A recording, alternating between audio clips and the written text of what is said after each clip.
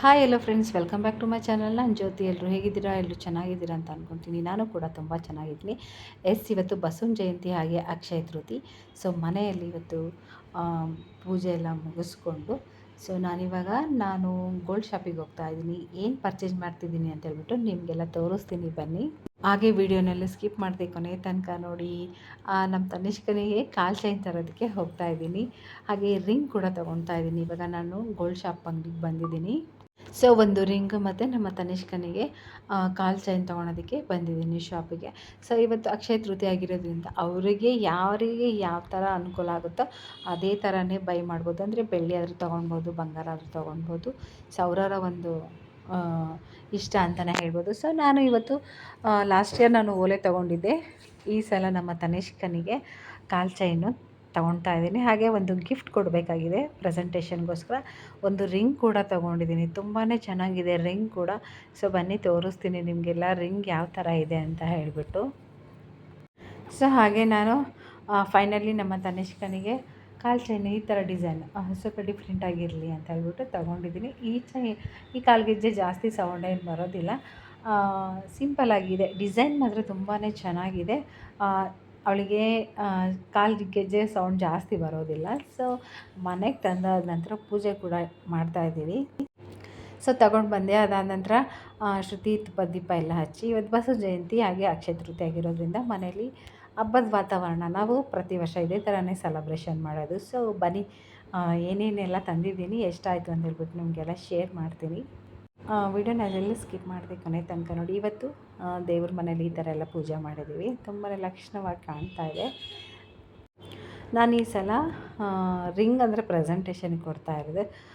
ಕಾಲು ಗೆಜ್ಜೆ ತೊಗೊಂಡೆ, ಅಂದರೆ ಬೆಳ್ಳಿ ತೊಗೊಂಡಿದ್ದೀನಿ. ಲಾಸ್ಟ್ ಇಯರು ನಾನು ಇದು ತೊಗೊಂಡಿದ್ದೆ, ಏನಂದರೆ ಗೋಲ್ಡ್ ಇಯರಿಂಗ್ ತೊಗೊಂಡಿದ್ದೆ. ಈ ವರ್ಷ ನಾನು ನಮ್ಮ ತನಿಷ್ಕನಿಗೆ ಕಾಲ್ ಚೈನ್ ತೊಗೊಂಡಿದ್ದೀನಿ.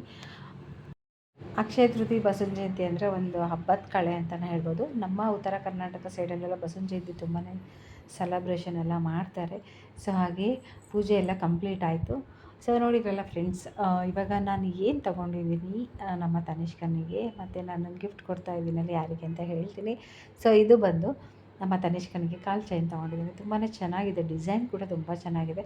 ಫಸ್ಟ್ ಟೈಮ್ ನಾನು ಅವಳಿಗೆ ಈ ಥರ ಡಿಸೈನ್ನ ಬೈ ಮಾಡಿರೋದು. ಸೊ ಹಾಗೆ ನಮ್ಮ ಅತ್ತೆ ಬಂದಿದ್ದರು ಸಿರ್ಸಿಯಿಂದ, ಅವಳಿಗೆ ಕಾಲ್ ಚೈನ್ ಹಾಕ್ತಾಯಿದ್ರು. ಅವಳಿಗೆ ಕಾಲ್ ಚೈನ್ ತೆಗೆದಾಗಿಂದ ಸ್ಕೂಲಿಗೆ ಹೋಗೋದಕ್ಕೋಸ್ಕರ ನಾನು ಕಾಲ್ ಚೈನ್ ತೆಗೆದಿದ್ದೆ.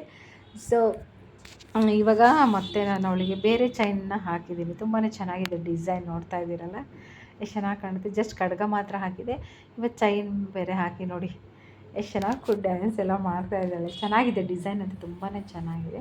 ಸೊ ಇವತ್ತು ಅಕ್ಷಯ ತೃತೀಯ ಆಗಿರೋದ್ರಿಂದ ನಾನು ಕಾಲ್ ಚೈನ್ ತೊಗೊಂಡೆ. ಹಾಗೆ ಒಂದು ರಿಂಗ್ ಕೂಡ ತೊಗೊಂಡಿದ್ದೀನಿ. ಇದು ನೆಕ್ಸ್ಟ್ ನಾನು ಹೇಳ್ತೀನಿ ಯಾರಿಗೆ ಪ್ರೆಸೆಂಟ್ ಮಾಡ್ತಾ ಇದ್ದೀನಿ ಅಂತ ಹೇಳಿಬಿಟ್ಟು. ತುಂಬಾ ಚೆನ್ನಾಗಿದೆ ರಿಂಗ್ ಕೂಡ. ಇದು ಬಂದು ಶ್ರುತಿ ತೊಗೊಂಡಿರೋದು. ಸೊ ನೋಡಿದ್ರಲ್ಲ ಫ್ರೆಂಡ್ಸ್, ನಾವು ಅಕ್ಷಯ ತೃತೀಯಗೆ ನಮ್ಮ ತನಿಷ್ಕನಿಗೆ ಕಾಲ್ ಚೈನು, ಒಂದು ಪ್ರೆಸೆಂಟೇಷನ್ಗೆ ರಿಂಗ್ ಕೂಡ ನಾನು ಬೈ ಮಾಡಿದ್ದೀನಿ. ತುಂಬಾ ಖುಷಿ ಆಯಿತು. ಅದಾದ ನಂತರ ಇವಾಗ ಮಧ್ಯಾಹ್ನದ ಊಟಕ್ಕೆ ಒಬ್ಬಟ್ಟು ಮತ್ತು ಅಡುಗೆ, ಹಬ್ಬದ ಅಡುಗೆನೇ ಮಾಡಿದ್ದೀವಿ. ಎಸ್ಪೆಷಲಿ ಬಸವನ ಜಯಂತಿಗೆ ಅಂದರೆ ಶ್ರೀಕರಣೆ, ಮಾವಿನಕಾಯಿ ಸೀಸನ್ ಅಲ್ವಾ. ಸೊ ಹಾಗಾಗಿ ಶ್ರೀಕರಣೆ ಒಬ್ಬಟ್ಟಂತೂ ಕಂಪಲ್ಸರಿ ಪ್ರತಿ ವರ್ಷ ಮಾಡ್ತೀವಿ. ಹಾಗೆ ಮಾಮೂಲಿ ಕೋಸಂಬರಿ, ಹಪ್ಪಳ, ಮಜ್ಜಿಗೆ ಮೆಣಸಿನ್ಕಾಯಿ, ರೈಸ್, ಸಾಂಬಾರೆಲ್ಲ ಮಾಡಿದ್ವಿ. ತುಂಬಾ ಖುಷಿ ಆಯಿತು. ಎಲ್ಲರೂ ಸೇರಿಕೊಂಡು ಭರ್ಜರಿ ಊಟ ಅಂತಲೇ ಹೇಳ್ಬೋದು. ನಮ್ಮ ಅತ್ತೆ ಬೇರೆ ಬಂದಿದ್ದರು. ಸೊ ಫುಲ್ ಖುಷಿಯಿಂದ ಎಲ್ಲರೂ ಊಟ ಮಾಡಿ ನಾವು ರೆಸ್ಟ್ ಮಾಡಿದ್ವಿ. ಬೆಳಗ್ಗೆಯಿಂದ ಕೆಲಸ ಅದು ಇದು ಆಗೋಯಿತು. ಸೊ ಫ್ರೆಂಡ್ಸ್ ನೋಡಿದ್ರಲ್ಲ ಹಬ್ಬದ ಅಡುಗೆ, ಹಬ್ಬದ ಊಟ. ಐ ಹೋಪ್ ಇವತ್ತಿನ ಬ್ಲಾಗ್ ನಿಮಗೆಲ್ಲ ಇಷ್ಟ ಆಯಿತು ಅಂತ ಅಂದ್ಕೊಳ್ತೀನಿ. ಇಷ್ಟ ಆದರೆ ಲೈಕ್ ಮಾಡಿ, ಕಮೆಂಟ್ಸ್ ಮಾಡಿ, ಹಾಗೆ ಸಪೋರ್ಟ್ ಮಾಡಿ. Thank you.